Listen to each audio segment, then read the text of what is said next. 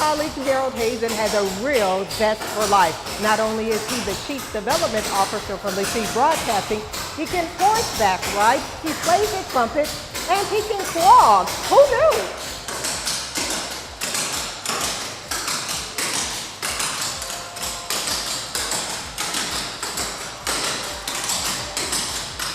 One of the coolest things about working at LeSee Broadcasting is I get a chance to work with some amazing people. And Harold Hazen, I mean, I've worked with you now for more than 5 years, and I never knew you could clog, man. That's awesome. How did you get involved with clogging? Well, I just like to learn new things, and I know everybody here that sees me on the show, they know I talk about very serious things. We talk about estate planning, we talk about charitable gift annuities and a lot of things like that.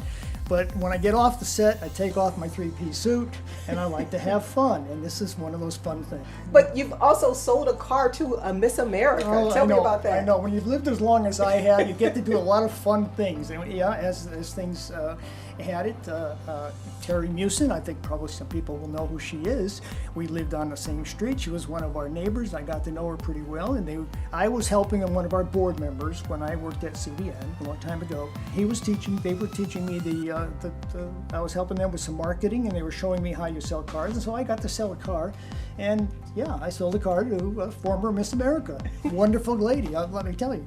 You said that you are the product of the 1957 Billy Graham Crusade. That's right. How did you come to Just a teenager, but I was in New York City, and I went with another friend. You know how a friend invites a friend, and a friend invited me, and sure enough, I looked at Billy Graham when he was preaching. I remember to this day looking at his eyes and seeing that he knows something that I don't know.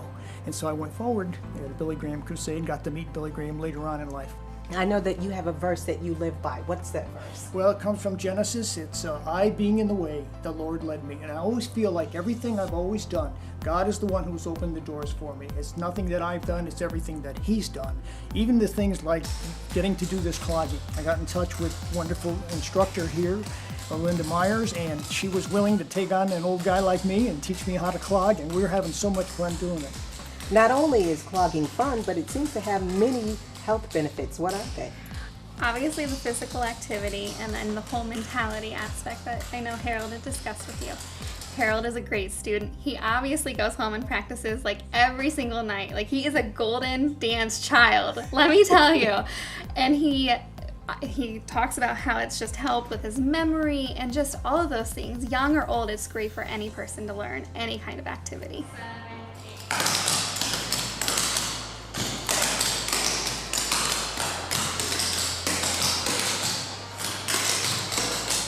Now, Harold, how young are you? I'm 77. I'll be 77 this year. 77 years young. Yes. So for the person who's watching today saying, I'm not physically fit, I can't get involved, I love God, but they have this other side to their to life where it's just not adding up for them. What would you say to that? Well, I would say try to learn things every day. Try to learn something new. That's why I do this. I want to learn things as I go through life. It challenges your mind. You can keep yourself spiritually challenged in church and reading your Bible and things like that, but you have to keep your mind challenged, and I try to keep my body challenged at the same time to stay healthy, and God has kept me healthy all these years to do this. And fun things. And fun things. And what's the name of your new dog? You have a new dog. We have a new dog, and you had a chance to meet BB, shelter dog, a rescue dog that we got from the shelter just recently because our therapy dog, Rosie, we had to put her down. She finally got to be 12 years old and had some problems, and so we weren't going to get another dog, but we went to the shelter, and sure enough, this little Chihuahua, we were able to find little BB. Yeah. For the person who's watching today and you could give them one bit of advice, what would you say to them? Well, I would say live life to the fullest and stay active. Now, maybe you can't do it physically, maybe there's some physical limitations that you have, but you can keep your mind active, you can learn. Just remember, there's nothing in the Bible that says to retire. It says to refire and to get stronger as you go on. And Lester Sumrall, the founder of our ministry, was one of those examples.